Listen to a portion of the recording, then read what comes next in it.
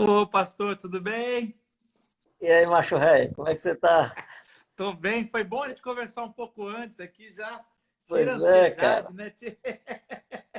Pois é, era o que eu queria, cara. Eu fico nesse negócio, eu sou, né? Tem que ter alguém pra. Que bom, que bom. Como é que você tá? Bem, rapaz, graças a Deus, cuidando direitinho da vida, tentando fazer do melhor para poder manter a saúde, né? Nesse momento de pandemia e de isolamento social, atender as recomendações que a ciência indicam, né? É, Manter a fé para poder resistir de maneira bonita, mas não a fé mística para querer resolver a coisa de maneira mística, né? Tanto a ciência quanto a fé são dons de Deus. Então, estou bem, estou bem. tanto a ciência quanto a fé são dom de Deus, exatamente. Bom, pastor, eu agradeço por você ter aceitado esse convite. Eu vi que a agenda de live está cheia, né? Hoje em dia a gente não está viajando, é até gostoso. Por um lado é bom que a gente não viaja tanto, né? Como antes, tanto no Isso, aeroporto. Mas também não isso. tem, quase não tem oferta de live. A gente vai ter que Legal. reinventar uma forma aí de se sustentar, né? O pessoal doar alguma coisa, É, PicPay, sei lá. não, aqui em casa, não sei se você já viu a piadinha com a live, né? Deve ser de coisa de cearense, é uma música, né? Então aqui em casa tem pelo menos um beijinho, um abraço, tá? Porque aí eu vivo de live, live a louça, live a roupa, live a cozinha, live tudo, né? Então, Tá, aqui também tá um live só. Um live, eu até falei, vou comprar uma máquina de lavar louça, porque tá muito live aqui. mas foi também um momento para, eu acho que esse é um momento bom para laivar a alma, Laivar né? a alma. A gente está fazendo essas nossas lives, é um jeito de reencontrar na nossa história, né? Na história dos nossos convidados, um pouco da caminhada com Jesus ou da graça que Jesus derramou e para trazer esperança de novo para aqueles que estão nos ouvindo, vendo, trazer um pouco de esperança, de graça, baseado no texto de quero trazer à memória o que me dá esperança, né? E nada melhor do que a nossa caminhada com Jesus. Por isso eu quero fazer algumas perguntas para a gente fazer essa jornada, esse back to the future, voltar para o passado e trazer alguma coisa. Pode ser? Tranquilo, querido? Oxe, oxe, legal. Carlinhos, qual é a primeira memória que você tem de vida? De vida, eu, assim, creio que a construção da nossa casinha de alvenaria. Eu não esqueço o nome do rapaz que era quem fazia massa, levava o tijolo, que era Macabeu. Aí o cara gritava, traz a massa, Macabeu. Eu imagino que assim, ele devia ter 3, 4 anos de idade, porque até então a gente morava numa casinha de pau a pique, numa casinha de taipa. Então, quando meu pai fez a primeira casa de alvenaria com 3 cômodos, era o meu palácio. O cara achava aquilo. Então, a minha memória, na época do cara gritando, não sai da minha cabeça desde muito tempo. Não sei se é porque a gente ficava repetindo, brincando com os outros, me traz a massa, Macabeu, né?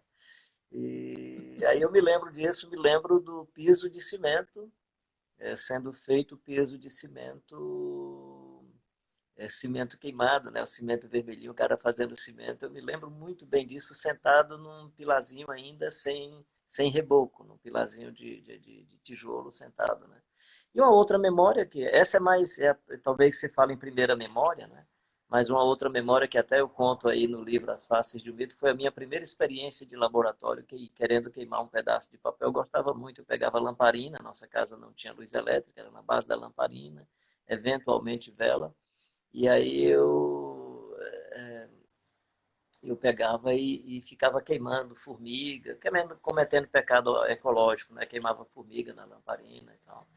Cordão. Aí a igreja, era uma igrejinha simples no bairro, meu pai era o pastor, a igreja fez uma campanha para comprar uma cortina linda, minha mãe foi no supermercado, fez a costura, e aí eu vi aquele pacote assim em cima da cama com papel vermelho, e à noite eu fui então arrancar um pedaço do papel para ficar brincando com pedaço de papel, mas o papel era muito forte, eu não sabia como rasgar, e me veio a ideia de queimar o papel e depois arrancar. Aí peguei a lamparina, levei lá no papel e começou a pegar fogo, a cortina, a cama, né? Meu pai estava conversando com o pastor Manuel Marcelino. Eu não esqueço essa cena, né? Porque eles pegaram 2 potes de água, a nossa casa, a água era em potes, né? Eles pegaram e jogaram em cima e conseguiram apagar o fogo, né? E meu pai olhou assim e disse: quem fez isso? Eu digo: sei não, pai. E só eu de criança nesse dia, lamentavelmente, só eu que estava em casa, não dá nem para transferir para outro, né? Ele disse: essa lamparina não estava aqui, ela estava ali naquela mesa. Por que que ela está aqui no chão? Aí me deu um abraço e tal, acolheu. Eu fiquei impressionado. Hoje, quando eu elaborava isso na minha adolescência e juventude, eu ficava impressionado com esse gesto do meu pai, né? Ele viu o pavor que eu fiquei, então no lugar de xingar, ele... E eu acho que isso me ajudou a tratar a criança, a tratar o menino quando faz uma traquinagem, no lugar de ficar gritando e tal. Que É isso. interessante. Então, essas 2 memórias, a memória da casa está muito forte. Tem várias outras, mas assim, quando você falou qual a memória, vieram essas duas. A da casa foi a primeira que veio, e me veio o nome do cara, não esqueço. Massa Macabeu. Massa, Macabé. Isso era onde? Qual que era a cidade, estado? É, Fortaleza, Fortaleza, no bairro que é hoje chamado Parque Araxá, que era o antigo bairro Campo do Pio. Rua Frei Marcelino, número 415, entre Padre Cícero e Tiradentes. Eu brincava, eu dizia que o pastor Queiroz morava na Rua do Frei, que era a Rua Frei Marcelino, com esquina com a Rua do Padre, que era o Padre Cícero, né? Era a É. Rua Padre Cícero com a Aí Frei tá, Marcelino. aí já tá marcado um pouco do que vai ser sua vida.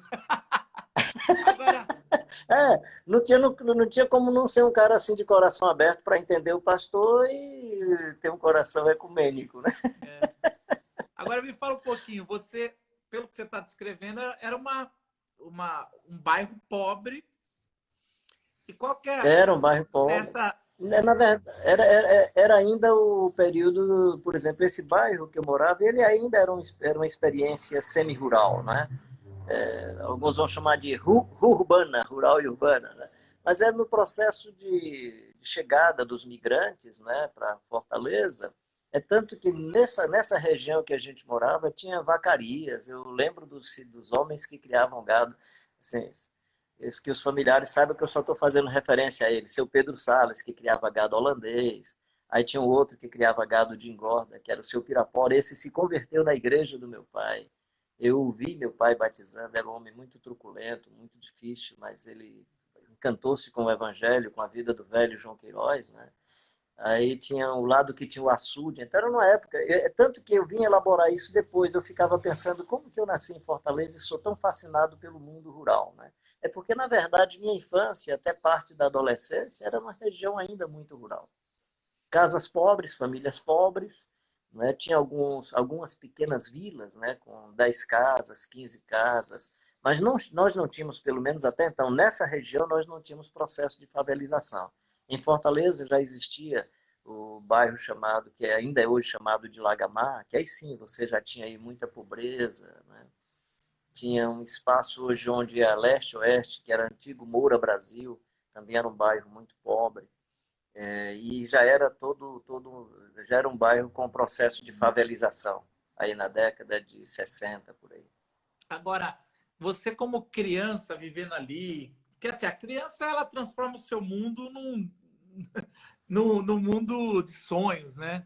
Mas Ah, você depois, quando começou a elaborar, cair a ficha, o que você vê que ali no seu bairro faltava de básico ou que, caramba, a gente viveu isso aqui, meus pais foram heróis aqui por conseguir sustentar a família nessa condição.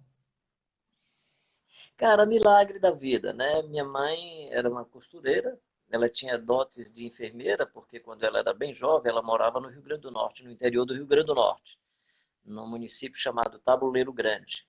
E só tinha um médico numa outra cidade, a 35 quilômetros, que era a cidade de Pau dos Ferros. E aí ele acionava muito a minha mãe, às vezes, para fazer parto.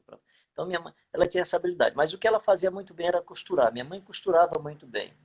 E meu pai era muito esperto, assim, ele era um empreendedor simples. Só para você ter uma ideia, todo ano, por volta do mês de novembro e dezembro, geralmente meu pai comprava 1, 2 vaquinhas para colocar no quintal da casa da gente. E sempre comprava ou a vaca prenha, que fosse dar o bezerrinho a 1 mês depois, ou 2 meses, ou então que ela já viesse com o bezerro, para quando chegasse no fim do outro ano, ele pudesse vender os bezerros para comprar todo o material escolar e toda a farda, o sapatinho da gente e tal. Então a gente já sabia que o bezerro que durante o ano ia ser nosso amigo, final do ano era o chororô, porque a gente amansava, ficava brincando com ele, aí meu pai dizia, ó, e a gente não aceitava que ele vendesse para açougue, né?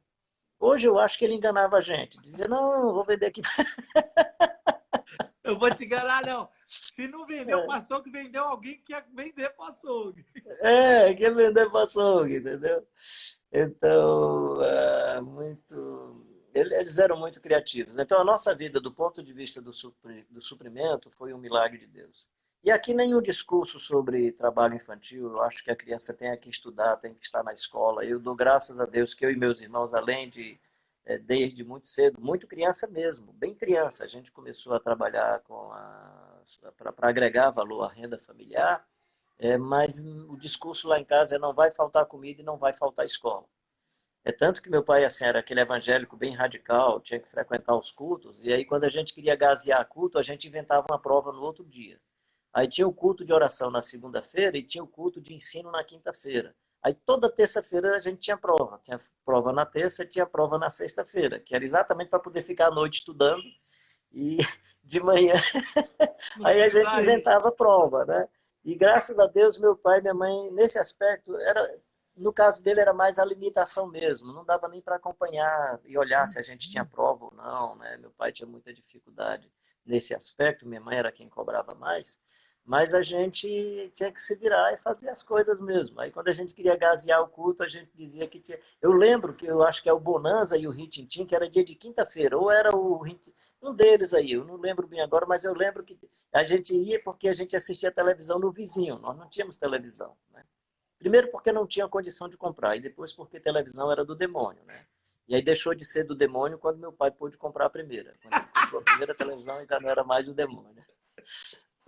É assim, né? É sempre assim. Qual que é o local de memória afetiva sua da adolescência? Qual que é o local que te formou, que você tinha aquele carinho especial na adolescência para estar? Cara, era dois locais. Um era onde morava minha avó, que era um pessoal pequena fazendeira, não tinha grande fazenda. E tinha um engenho de um sobrinho dela, puxado a boi. E aí nas férias ir para esse lugar era muito legal, porque aí você lidava com animais, lidava com aquele espaço rural muito bacana, conhecia os primos, as priminhas que você não conhecia, a família toda ficava por lá. E outra memória, só porque, para você ter uma ideia o que é uma criança pobre, né? Eu tinha maior vontade de ir para Mossoró porque meu pai tinha um amigo em Mossoró que tinha uma oficina de bicicleta. Então, quando eu ia de férias, eu ficava na casa dele. É Doca das bicicletas. Um amigão muito querido. Ainda quero muito bem aos filhos, a família me quer um bem muito grande. Eu ia garotinho para lá, 11 anos, 12 anos. E aí o Doca da bicicleta pegava 2 pneus de bicicleta, fazia uma montagem de bicicleta sem freio e me entregava a bicicleta. Cara, eu saía feito maluco. É tanto que eu conheço as ruas Felipe Camarão, é, Rua Maranhão, eu conheço assim, Alto Samuel. Eu andava em Mossoró feito maluco, pivetinho, andando no sol quente, para cima e para baixo. Então, a minha memória era andar de bicicleta. Tu imagina o que é uma criança que sonha em ir porque Mossoró, assim, com todo respeito à cidade, mas não é uma cidade que tem a praia, fica 25 quilômetros, não tinha muita opção de lazer. E o lazer que tinha era jogar bola ali no Barro Duro com a garotada, aí que era legal, garoto. Naquela época você não tinha assim a televisão para os meninos aprenderem a jogar bola. Então quem tinha chance de jogar bola em capitais como Rio, Recife, Fortaleza, ia para o interior, dava show. Aí eu chegava, aquele batorezinho, 12 anos, 13 anos, jogando no meio dos grandes, dando drible. Aí os caras ficavam encantados. Então, assim, era muito legal. Essa é a minha memória. Assim, se você fala de memória de uma lembrança de um local, é esse, né? E lembro assim, agora aí tem árvores que eu lembro, os 2 pés de limão que tinha na nossa casa, que a gente aguava diariamente. Diariamente a gente tinha suco de limão, minha mãe colocava com a semente do limão e a gente tinha que engolir aquela semente, às vezes ela passava no liquidificador, fazia qualquer tipo de coisa para a gente beber o limão com a semente, depois é que a gente vinha saber que de fato ela é antibiótica, né? Ela serve como antibiótico, anti-inflamatório e tal. Bem, então Que lugar gostoso. Olha aqui, gente, uma pessoa aqui colocando, seu Doca morava próximo à casa de minha mãe. Alguém aí de Mossoró. Olha que legal, cara. E o pessoal está fazendo Se for- dicionário aqui. Eu conheço aí muito Nordeste, sou filho de nordestino, então gazear é cabular. A palavra Ah, no, gazear. Ah, legal. Ok. cabular, faltar. A gente cabulava as aulas, né? Não era ou os cultos, né? Agora, uma pergunta um pouco mais para cá. Geralmente a gente tem uma pessoa, se for seu pai e sua mãe, vai ter que falar outra. Pode falar o pai e a mãe, mas pode ter que falar outra. Que a gente fala que é o fazedor de herói, tá? É o cara que que você olhou e falou, cara, eu acho que eu vou ser pastor, eu acho que eu vou ser missionário. É aquela mulher ou homem que caminhou 2, 3 milhas com você, ou que te mostrou, que encheu os seus olhos na juventude, falava, nossa, isso é muito legal, quero fazer isso. Quem foi essa pessoa para você? Assim, exceto meu pai e minha mãe, tem uma senhora chamada Edna, que foi a pessoa que me ajudou de maneira intuitiva a memorizar textos bíblicos. Meu pai tinha uma prática nos nossos cultos que era as pessoas se levantavam e citavam versículos bíblicos. E eu penso que foi uma coisa que ele fez de maneira muito intuitiva, mas de uma sensibilidade profunda. Nossa comunidade, as pessoas que se convertiam geralmente não sabiam ler. É tanto que eu, uma das minhas irmãs, mais ou menos 2 irmãs e eu, a gente dava aula para o pessoal, às vezes no salãozinho, para aprender a ler e tal. E aí tinha então esse momento de citar versículos. Eu estou falando quando a gente dava aula já no outro momento. Mas como tinha essa prática na igreja, eu muito criança, não lembro exatamente a idade, cada pessoa ficava em pé e citava um versículo. Aí o irmão meu fez mais por bagunça, cochichou no meu ouvido. O Senhor é meu pastor e nada me faltará. Salmo 23 e primeiro. Aí cochichou de novo. Aí repete. Aí eu repeti e disse, pronto, agora eu vou te colocar em pé. Tu imagina um cara da minha altura, quando era criança, devia ser um chaveirinho, né? Ele disse, eu vou te colocar em pé em cima do banco e você, mas dá um grito, fala bem alto. Aí eu me levantei e gritei, o Senhor é meu pastor, nada me faltará. Salmo 23 e primeiro. O pessoal riu, levou na brincadeira, uma senhora levou a sério. Edna Medeiros. Essa senhora faz pouco tempo que partiu para a glória. Tinha uma admiração muito grande por ela. Ela chegou, isso foi, eu acho que um dia de quinta-feira, no domingo ela já chegou com esse versículo copiado e um segundo versículo. Tudo posso naquele que me fortalece, Filipenses 4:13. Aí pediu para eu citar à noite, eu fui e citei. Aí ela pegou a cadernetinha, me deu para quinta-feira já com outro. Quem tem ouvido, ouça o que o Espírito diz à igreja. Aí eu fui citei, tanto que eu sei na sequência até mais ou menos quinto, sexto versículo memorizado. Eu lamento que essa cadernetinha levou fim, perdeu minha mãe que guardava no baú na nossa casa. Eu já depois de casado, eu disse, mãe, não lidou não, isso aqui é uma relíquia. E guardava e depois, bem. E o fato é que ela teve um dia, depois de uma boa sequência, ela chegou com a cadernetinha para o meu pai e disse, agora quem vai ensinar versículo para ele é o senhor. Que coisa linda essa É, mulher! era uma linda, coisa maravilhosa. Aí eu lembro, o primeiro versículo meu pai me ensinando, ele sentado numa cadeira azul, assim, os braços pretos, braço de madeira da cadeira, na varanda, nessa varandinha da casa, manda massa, Macabeu, na varanda dessa casa, que era uma varandinha pequena, ele me ensinando o versículo para o domingo à noite, para eu citar no domingo à noite, né? O filho sábio é a alegria do seu pai, mas o insensato é a tristeza da sua mãe. Me ensinou, decorei bem direitinho. Na hora do culto eu me levantei. O filho do sábado é a alegria do seu pai, mas o do domingo é a tristeza da mãe. Por bagunça, né? Só para fazer bagunça. Então, essa senhora. E uma outra pessoa é um primo meu, Altevi. Ele foi meu professor de jiu-jitsu, é um cara muito bacana, muito crente, ele está vivo, ele hoje é pastor, está lutando contra um câncer, mas um cara assim muito íntegro. E ele cuidava mesmo, ele cuidava da maneira de falar, aí como é que eu deveria me vestir se eu fosse falar lá na frente. É tanto que eu brinco com ele e digo, tudo que ele me ensinou eu não obedeci. Aí diz assim, aí você tira a barba, vá com o rosto bem apresentado e tal. Aí agora o cara Tira de essa barba barba, de né? comunista, vá. Aí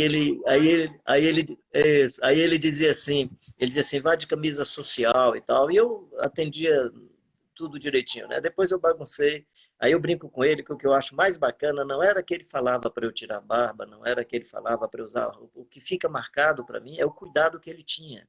Era o desejo que, na ótica dele, na percepção dele, aquilo era a melhor forma como eu deveria ser e existir.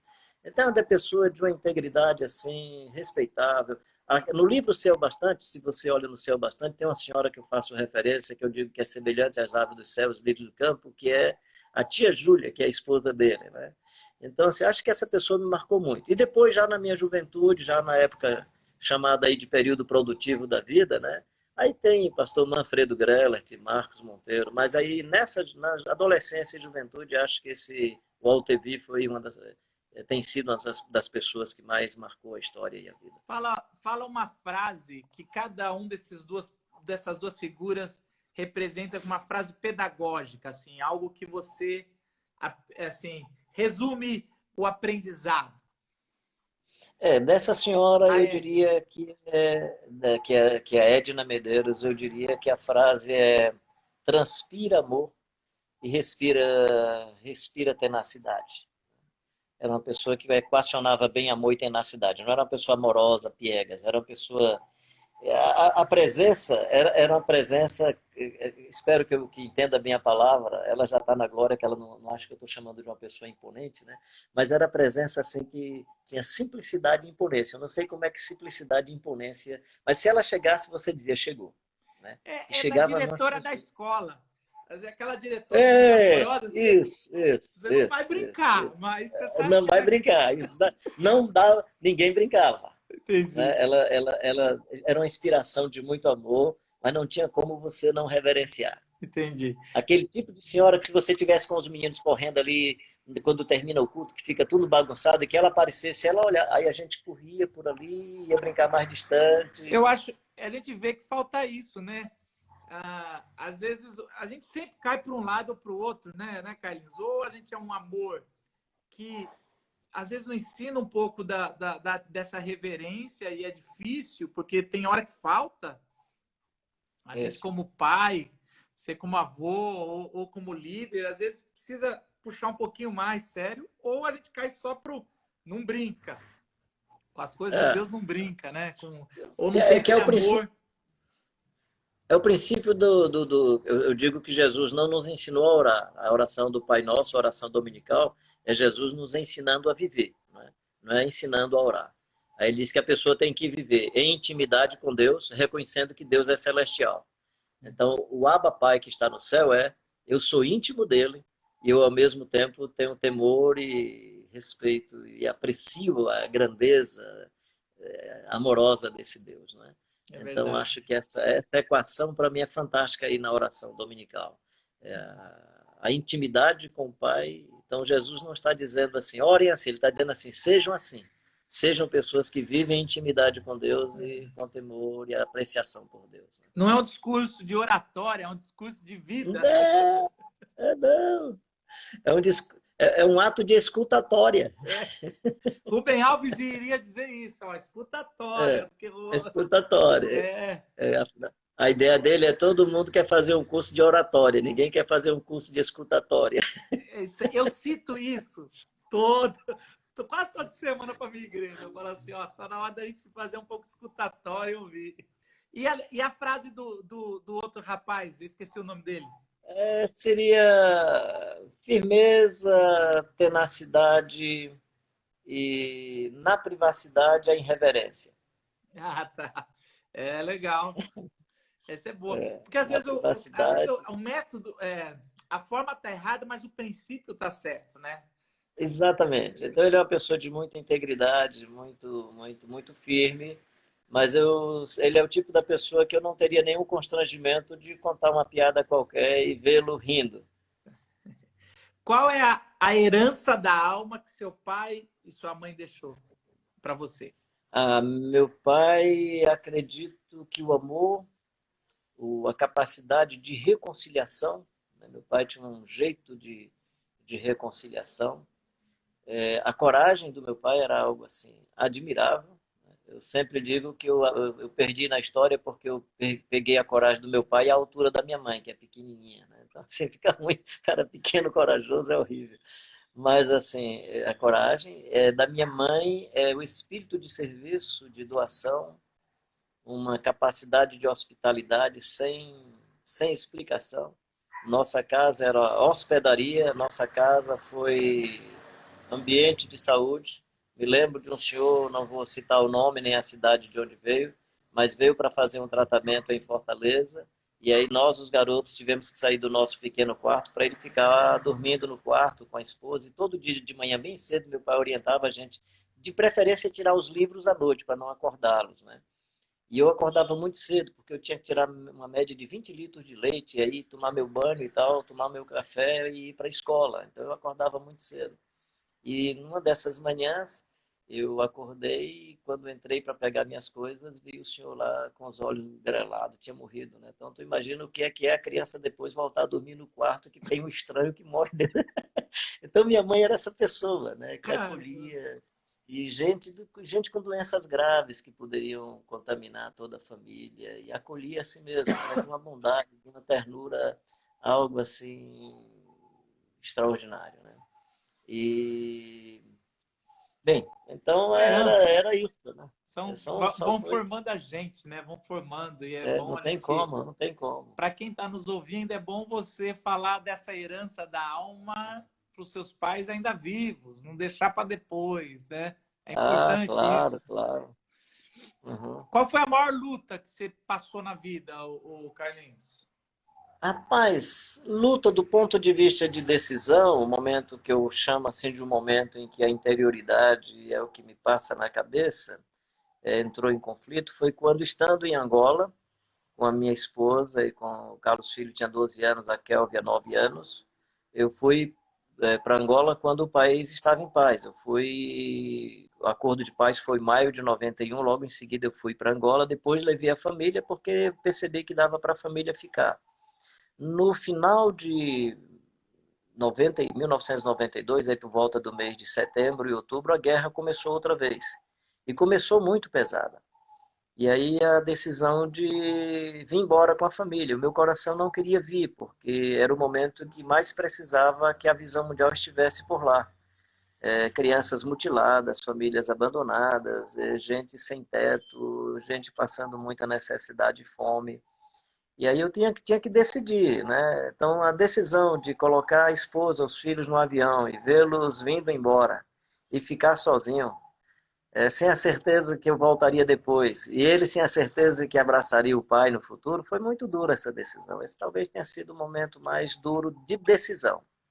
O momento mais aflito foi quando eu estava com eles e um paiol clandestino, um paiol de bombas clandestino, ficava a 100 metros da nossa casa e um dos grupos metralhou os caras que estavam segurando lá, guardando o paiol e tocou fogo no paiol. Como era clandestino, eu não sabia que eu morava a 100 metros de um paiol de bombas, né? Explodiu E foi uma tudo. noite muito, foi uma noite muito difícil. Foi uma noite que só a graça, a proteção e o cuidado de Deus. Foi assim foi dureza, perturbação, angústia de alma. Eu ouvi a frase, especialmente da minha sogra, não vai levar meus netinhos, eles vão morrer por lá. Cada vez que caiu uma bomba, eu lembrava da frase da minha sogra. Então, do ponto de vista da angústia, do sentimento de culpa, aquele foi talvez o que mais me atormentou naquela ocasião. Depois veio paz, tranquilidade, depois da oração, do hino que a minha filhinha cantou, com 9 anos, ela disse que ia cantar o hino, cantou o hino, aí fez uma oração, cara, e foi um sentimento de paz, coisa de maluco. Já que você falou um hino, qual foi uma música que marcou a tua vida? É difícil falar uma, Ah, né?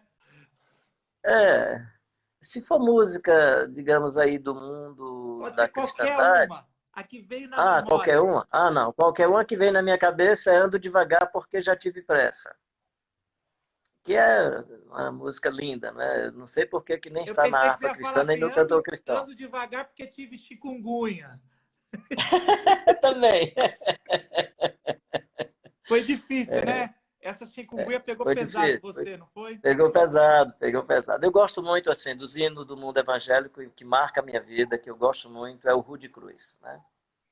É só que no final da estrofe que diz se eu amo a mensagem da cruz, até morrer eu vou proclamar e tal. E depois que diz que vai trocar por uma coroa, aí eu acho que o poeta tem um pouco de crise com a cruz, porque ele quer trocar por uma coroa. A minha eu não quero trocar por nada. Não quero ser, espero não ser arrogante com essa frase, mas assim, eu amo a mensagem da cruz e não quero trocá-la por uma coroa. Ela é a coroa. ela já é a própria coroa. Ela é que nos dá uma vida coroada, né? Até porque eu tenho dificuldade com essa ideia de ter uma coroa. Parece coisa de imperador, de rei. Eu gosto muito mais da ideia de ter uma vida coroada. Eu acho que para nós o que é coroa é tê-la, é desfrutar de uma vida coroada da graça, da bondade, do amor de Deus, né? Então, assim, essas músicas. E também, aí eu vou fazer uma lista, né? Mas assim, quando eu não puder dar respostas para a vida e para as questões da existência, eu prefiro a pureza da resposta das crianças. A vida é bonita, é bonita, é bonita. Essa é uma marca da minha existência. É verdade. Um filme que marcou você. Talvez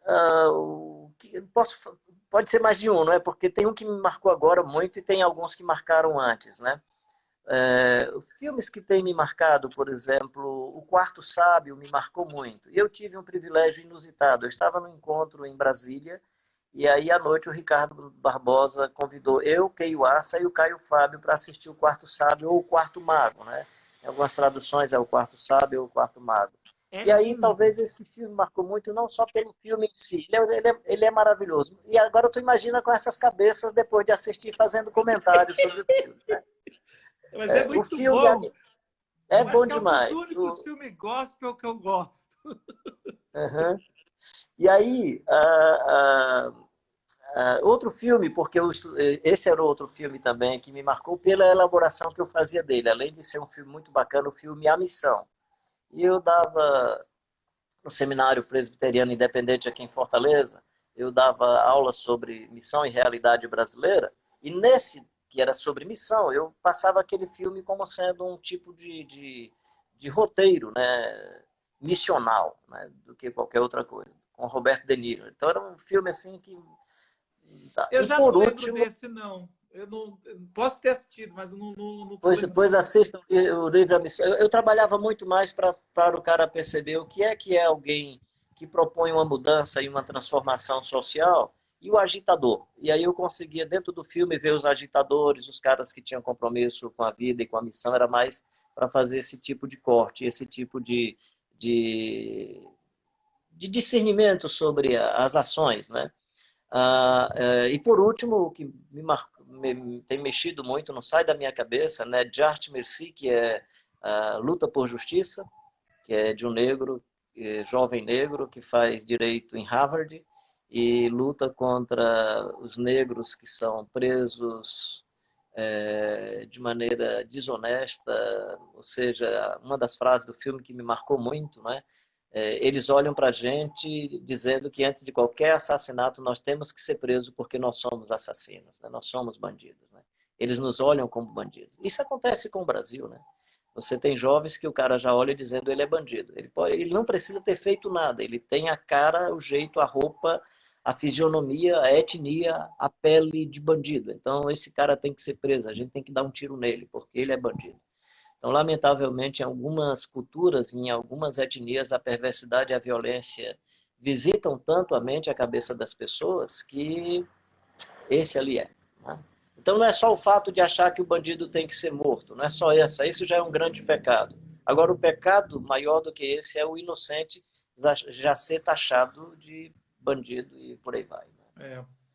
Preconceito. Então, esse é um filme. Então, para mim, assim, a missão, o quarto sábio ou o quarto mago e a luta por justiça, né? Ótimos, ótima lista. Agora, qual foi o livro que você leu que mudou o teu rumo de vida? Acho que o Irmãos Karamazov de Dostoiévski. Tá chique Hein? demais, hein? Mas é Não, muito não, bom. assim que você falou em mudar, né? Isso. O que me fez bem, o que fez bem E o para que, não, minha só, construção, o que mudou em você? Por que esse livro? porque fazer leitura de outras realidades, de cenários mais amplos da sociedade, né, que não eram feitos no momento. Então, acho que mais nesse sentido. Porque, por exemplo, para arrumar minha vida e para organizar, e alguém pode até achar que eu sou muito simplista nesse sentido, porque ele é um dos livros mais lidos do mundo e considerado na categoria de autoajuda, eu acho que não é, que é o Sete Hábitos das Pessoas Altamente Eficazes. Ele me ajudou a definir para mim missão, princípios de vida, valores, eu tenho meu projeto de vida a longo prazo, eu tenho meus planos anuais direitinho, tudo feito a partir disso. Então, se a pessoa faz uma planta para casa, se a pessoa faz o roteiro para uma viagem, por que não fazer roteiro da vida e plano para a vida e para a existência, né? Claro que a gente tem que entender, o plano vem de Deus, né? O coração do homem pode fazer planos e projetos, mas a resposta vem dos lábios do Senhor. Mas o fato de ter isso para mim é muito claro. Por exemplo, minha missão é muito clara, né? Seguir a Jesus Cristo, inspirando e apoiando pessoas e organizações a cumprir a missão que Deus lhes concedeu. Essa é a minha missão. Por que eu aceitei esse seu convite? Porque eu presumo que é uma oportunidade de cumprir a minha missão. Inspirar e apoiar pessoas a cumprir a missão que Deus lhes concedeu. Então, essas coisas... Então, esse livro é um outro livro que me ajudou nesse sentido, né? Todas as literaturas do padre José Comblan me ajudaram a perceber um pouco a missão e a vocação da igreja, né? Inácio Larrañaga, o espanhol que mora no Chile, e Anselmo Green me ajudam e me inspiram muito mais nas percepções de espiritualidade. Agora, eu vou começar um bate-bola com você e a gente vai jogando aqui. Eu vou jogando, você me joga de volta, tá bom? Tá, pode ser? Vai devagar, para eu poder raciocinar. Não, tranquilo. Mas é mais... Tô brincando. Fica à vontade. Fica à vontade. Eu tô brincando com as sinapses do Carlinhos aqui. Eu vou jogar, você me joga de volta. Um time do coração. Time do coração? O melhor do mundo, cara. É o Corinthians? Não, Fortaleza, claro. Por que você gostou do Fortaleza? Por que Fortaleza? Qual foi a primeira história de amor, de paixão? Acho que eu fui muito... Eu tenho um irmão, o Walton, nós temos uns 3, 4 anos de diferença um para o outro. É o meu irmão maior, que foi o irmão que foi criando os espaços de rebeldia dentro de casa. Rebeldia no sentido de era proibido jogar bola, então ele ia jogar bola. Assistir televisão. A gente ia assistir, por exemplo, as eliminatórias, o período para a classificação de 70, né? A gente ia assistir no televizinho, na televisão do vizinho, à noite, porque o jogo acontecia, a gente ficava sabendo do resultado e assistia o tape, às vezes um dia depois, e a gente eu ia com ele. Então ele foi esse irmão que foi me levando para as peladas, para o futebol, e ele era torcedor do Fortaleza. Eu sou um torcedor tranquilo, mas ele era torcedor assim, tricolor até os dentes, né? E, assim, eu joguei na escolinha do Fortaleza até meus 16 anos. Aí meu pai descobriu, aí quando meu pai soube, foi a maior confusão e eu tive que... Mas era um meio de campo mais assim de armação do que de marcação, mas jogava direitinho, dava uns dribles aqui e acolá legal, lançava a bola direitinho. Vamos lá, vamos continuar aqui. Ainda estamos aquecendo. Uma notícia que te deixou em choque. Notícia que deixou em choque: a morte do meu irmão quando eu tinha 12 anos de idade. Perdi o Gideon, meu irmão, com 27 anos de idade. Na infância, provavelmente, esse é o histórico, provavelmente ele foi vítima da picada do do barbeiro, sofria da doença de Chagas e aos 27 anos chega a notícia inesperada, ele aparentemente com toda a saúde, tudo indica que foi um ataque cardíaco. Pode ter sido outras circunstâncias, a gente não sabe direito. Meu pai não quis nenhuma forma de investigação, ele conhecia muito bem os filhos, os nossos primos, e se a gente soubesse que tinha sido algum ato de qualquer tipo de violência, esse negócio talvez tivesse se perpetuado numa onda de violência. Então meu pai foi muito sábio. Então para nós a morte dele foi uma parada. Mas seja como for, foi a notícia, chegar à noite, numa terça-feira à noite, e dizer que meu irmãozão tinha morrido. Foi duro demais. Essa foi talvez das notícias da vida, assim, na minha memória, que mais me impactou durante toda a existência. Um momento esportivo que você guardou no coração. Brasil e Itália na final de 70. Onde você estava? Hein? Onde você estava? Em Fortaleza. Estava em Fortaleza, na casa de uma família de pessoas muito queridas, que era a tia Neuza. Na casa dela tinha televisão, ficava distante da nossa casa. Terminou a escola dominical, eu e meu irmão, acho que 2 irmãs também, fomos à casa dela para assistirmos lá a televisão. Eu não sei se a gente estava interessado só no jogo, ela tinha duas filhas também lindas, as meninas, se a gente também estava pensando nas meninas, que os maridos delas entendam essa colocação. Mas a gente foi assistir é, o jogo e foi muito legal. Aquele segundo gol do Gerson, depois estava de 1-1, a gente na dúvida. Foi lindo. E Eu aquele, não vi, mas foi lindo. Eu não vi ao vivo, cara, mas aquele gol de cabeça, aquela impulsão do Negão Pelé dando aquela de cabeça, foi fantástico. é, eu não vi. Eu choro com tudo. Você sabe que eu tô chorando com revisão do Ayrton Senna. Domingo, de novo, eu tava chorando. Eu choro vendo. Eu não sei, eu nem vivi alguns momentos, mas Peraí. Não, é muito forte esse negócio de esporte, né, cara? Pelo menos pra mim. é, É muito tem gostoso. alguém dizendo aí que tem uma Fogo Pagou aqui cantando na casa do Carlinhos. É isso mesmo. É, eu faço o possível. A gente coloca comida e água para elas aqui. Aliás, todos os animais têm direito de viver livremente. Então, eu não quero criar pássaros aprisionados. Eles moram aqui com a gente sem precisar de gaiola, né? Que bom. Aí a gente faz o possível para ter. Aí a pessoa está dizendo aí, estou vendo o Carlinhos aí, tem um fogo pagou aí. Pois é, tá bem aqui na varanda. Eu ainda não, eu só não estou realizado porque elas ainda não estão pousando na boina, mas eu vou começar. É porque eu não quero colocar uma. Eu sei como é que a gente faz isso, né? A gente pega quando ela está no processo de saída do ninho. Se você ficar 5 dias mais ou menos com ela, dando a comida na mão e dando depois na boina, né? Quando eu sair daqui, elas vão sentar na boina e depois as outras virão também. Mas assim, ainda não fiz esse processo de domação, né? Porque não quero tê-la 4 dias ou 5 dias presa numa gaiola, só por isso. Senão eu já tinha feito com que elas ficassem pousando aqui e Um- vindo buscar comida na boina. Uma nova paixão que você descobriu nos últimos 5 anos. Uau! Pode ser Ah, paixão como hobby, tá, pode ser mais tempo? se quiser, É porque não Carlinhos. é 5 anos, tem Você- mais tempo, que é você- peregrinar. Peregrinar é uma paixão, peregrinar é um fascínio, é um encantamento, né? Então eu gosto muito de peregrinar. Mas isso tem mais tempo do que assim, e não lembro assim de alguma coisa, é tanto que não está me vindo à memória ou à mente qualquer paixão tão nova que tire esse fascínio, esse encantamento pela peregrinação. E, Peregrinação é uma das marcas. e você me ensinou que é uma disciplina espiritual. Eu nunca tinha pensado nisso e é pura verdade. Ó, alguém aqui de Felipe Guerra, ó, de Felipe Guerra é uma das cidades que eu passo, né? É o É, Dalisson, acho que é isso, né? conta qual é o melhor, assim, de forma resumida, porque a gente está no bate-bola, mas o que você por que você se apaixonou por peregrinar? Primeiro, por descobrir que é uma disciplina de espiritualidade.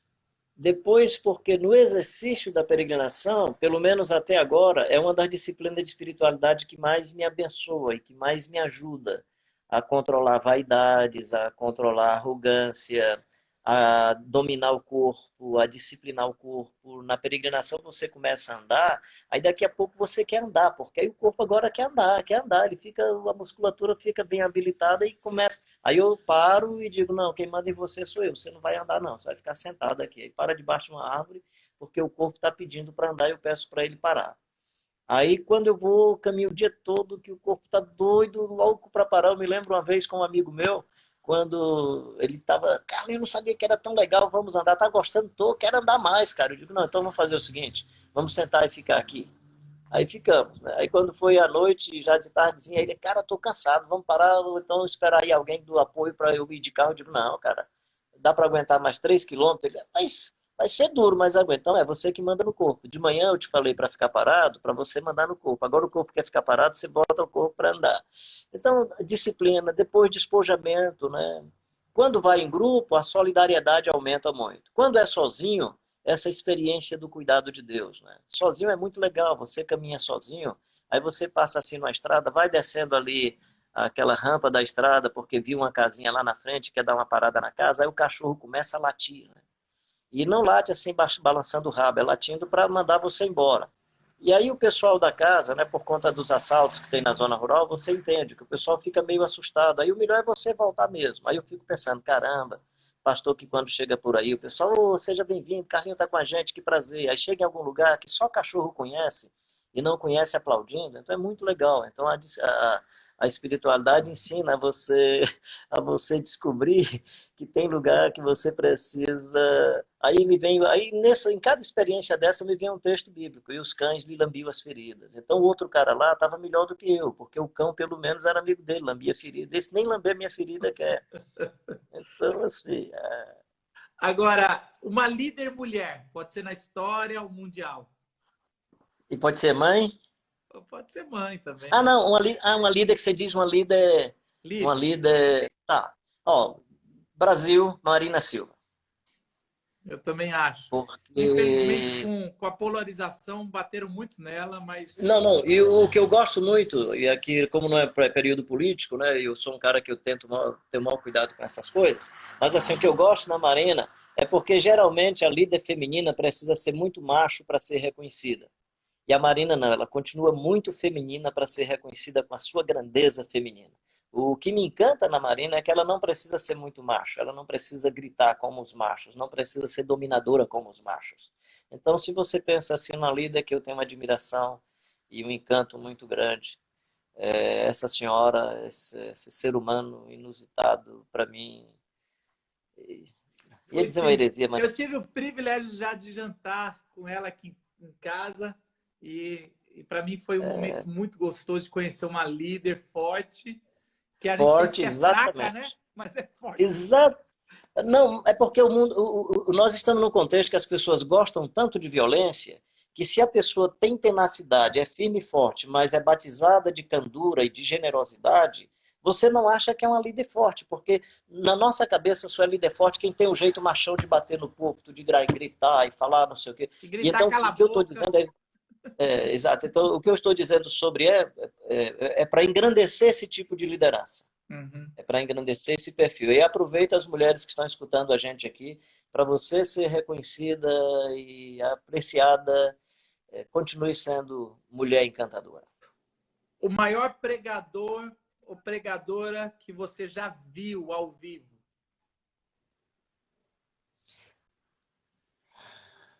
John Stott, pela sua capacidade de exposição, com singeleza, com profundidade, sem nenhum artifício, fosse com os braços, fosse com a fisionomia, tentando expressar simplesmente o conteúdo. Então, para mim, foi a pessoa que eu vi. Ele, claro, paralelamente a ele, em dois momentos me encantei com o pastor Russell Shedd nessa capacidade de exposição com singeleza.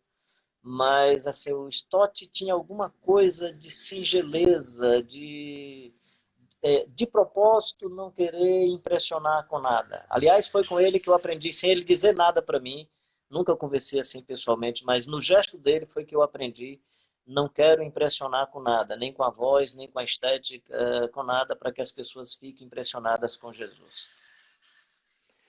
Se você não fosse, se não pudesse mais morar no Brasil, que lugar você escolheria morar para o resto da sua vida? Angola ou, não conheço, mas toparia Haiti. Eu iria, se não é para ficar no Brasil, eu iria para os locais onde as pessoas mais sofrem e mais precisam de um doidinho para estar lá junto sofrendo com eles. Uma comida. Tapioca com queijo coalho e doce de goiaba. Aí. Recheada com queijo coalho e doce de Já tive goiaba. o Mas aí, privilégio de comer isso com você. Então, que isso legal. é bom demais. Férias para você é Viver a vida. viver a vida. E fazer da existência o tempo todo um momento de férias. Isso aqui para mim com você é lazer, é encanto, é férias. Para mim também, viu, querido? Eu nunca trabalhei como se tivesse trabalhado. Eu estou Trabalho aprendendo ainda a não trabalhar, a trabalhar de férias. é tanto que sempre que eu sou contratado por qualquer empresa, eu digo logo, eu não vendo meu tempo nem vendo a minha geografia. Nunca aceitei bater ponto, cartão de ponto. Todo lugar só me aceitou trabalhar se não tivesse que bater cartão de ponto. Não vendo meu tempo nem minha geografia. Se eu vender o tempo e vender a minha geografia, já não é mais lazer, já não será mais ócio. E aí o ócio criativo ajuda a gente a elaborar isso também, muito legal. O estilo musical. Cara, a valsa. A valsa. Oh, que saudosa lembrança. Eu sou calmo, eu sou tranquilo. Música clássica, música que me deixa mais sossegada. O que Eu tenho seria... medo, eu tenho medo de música que mexe com a minha adrenalina, porque a adrenalina pode ir para os pés e para as mãos, eu ficar todo empolgado e o cara arrancar o dinheiro do meu bolso e levar minha aliança e todos os meus bens e pedir 20%, 30%. E aí eu não quero, eu prefiro música tranquila e calma que me deixe com os neurônios no lugar. questionando o que o cara quer fazer comigo. O que seria a nova política? Ah, a nova política. Ou como deveria ser a política? Pronto. Pronto. Democracia plena, direito para todos os seres humanos, não só para, ou seja, essa é uma frase do Ed René, não é minha, mas assim, que ficou na minha memória, não é? Não é direito para os homens de bem, mas é o bem para todos os homens e todas as mulheres, para todas as pessoas, né? Uma democracia onde nenhum instrumento enganoso e perverso pudesse ser utilizado, ou seja, o púlpito, a figura religiosa, os equipamentos do sindicato, a estrutura do Estado, ou seja, uma democracia onde no momento das escolhas, né, nenhum instrumento fora aquilo que fosse especialmente o diálogo, a conversa e a opção voluntária, livre e espontânea das pessoas pudesse estar em evidência, né? E aí estou falando sobre o processo de escolhas. Logo em seguida seria aonde todos os homens e todas as mulheres tivessem acesso a todos os bens que são os bens criado com a lógica de que o Estado precisa providenciar: segurança pública, saúde, educação, saneamento, ou seja, todos os bens que dizem respeito ao direito que todos os seres humanos devem ter. Para mim, uma democracia plena, todos esses direitos deveriam ser cumpridos plenamente. Uma conquista para os próximos 10 anos.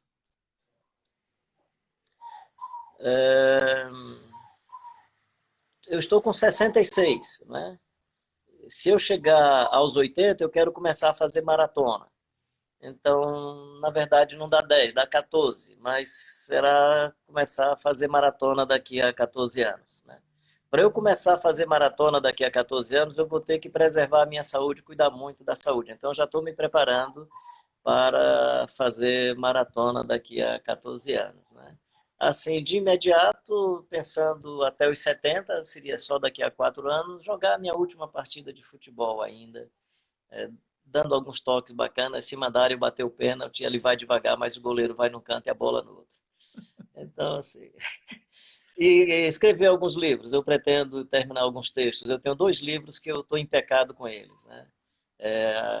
Os Macarianos, Incríveis Invasores do Planeta Terra, porque, na verdade, o Angelo é um estudioso sobre os Macarianos, e ele aparece muitas vezes para me falar sobre os Macarianos, e eu dependo muito dele para ir construindo. Então, não depende só de mim, depende do Angelo, que é esse personagem que me ajuda a escrever sobre os Macarianos. Ele, nesses últimos tempos, não tem aparecido. Mas, mesmo antes da pandemia, ele já não estava, e do isolamento social, ele não aparecia. Eu até pensei que agora ele ia chegar um pouco mais perto, mas ele não chega. Eu quero ver se eu tenho... Mas esse não é um projeto para 10 anos, queria terminar logo. E o outro é Judas suicidou-se e seu espírito continua vivo. É um outro projeto que eu tenho sobre um texto do Judas indo ao Banco of Jerusalém para abrir uma conta bancária de um grande empreendimento que ele tem, porque o amigo dele é um líder fantástico, mas é ruim de negócio, ruim de empreendimento, e ele resolveu abrir uma conta bancária para que esse negócio começasse a fluir. E então o Judas suicidou-se, mas o espírito dele continua vivo. Você é uma inspiração para os sensos criativos que eu sempre tive lá na Cepal. É uma alegria. A gente só tem mais 4 minutos, então eu tenho que fechar aqui. Mais 2 perguntinhas eu quero. Como é que você quer ser lembrado no dia do seu enterro? Eu sempre digo, você que é meu amigo, se você estiver no dia do meu enterro e não tiver nem um cara assim, alcoolista, um cara dependente de álcool, um doidinho aí do bairro, não tiver lá querendo me abraçar e beijar e os irmãos atrapalhando, primeiro você vai olhar no caixão se sou eu mesmo. Eu quero ser Cutuca, lembrado. cutuca, né? Carlinhos, Cutuca, você porque tá vivo? eu sempre digo, se não tiver uns bebinhos atrapalhando lá, querendo dar uma palavra, querendo falar, se não tiver desses caras no meu sepultamento, ou não sou eu, ou pensa no morto que vai morrer frustrado. Então eu queria um compromisso com você. Eu No dou. dia que eu estiver lá, você e esses meus amigos aí, no dia que eu estiver no caixão, você pergunta se apareceu. Aí se não apareceu, você vai buscar ali no barzinho, cara, agarra aquele caixão, abraça aquele cara, Ai, senão ele vai se levantar e não vai deixar ser pô, que enterrado. pena. Pensei que você ia pedir para eu dar uma enchidinha de cara para dar um escândalo. Eu vou chamar E alguém eu, que já é profissional. pois é. É você pronto, você faz isso, cara. Pede para mim, que daí eu pelo menos eu falo, gente, é um pedido do Carlinhos. Eu não posso. Pronto. Aí eu dou uma. Vai você e o Gesiel. A gente não precisa de álcool para causar. Pois é, isso que eu estou dizendo, nem precisa. Nem me lembrava disso, cara. Carlinhos, eu quero agradecer. Eu já vou chegar na minha última pergunta. Mas eu quero agradecer. Que papo gostoso. Esse papo, depois de. Ele fica por 24 horas aqui no meu Instagram. Vocês podem fazer um print aqui do nosso papo, escrever alguma coisa. Tem tanta coisa para a vida aqui desse nosso papo que dá para tirar. É uma live para assistir umas 2 vezes, pelo menos. E depois vai estar lá no YouTube para você poder assistir aqui com a gente. Minha última pergunta, já agradecendo a tua presença. Fala. Não, é só uma chave. Aí por que que eu digo essa da história do bebê? O pessoal pensa que é só loucura. Mas é porque se você vê Jesus pendurado no madeiro, 2 caras que estão do lado de Jesus são caras desse mesmo segmento social. Então é só por isso. Vai lá. Mas é uma loucurinha, não faz mal não também. Não, pois é, mas é legal.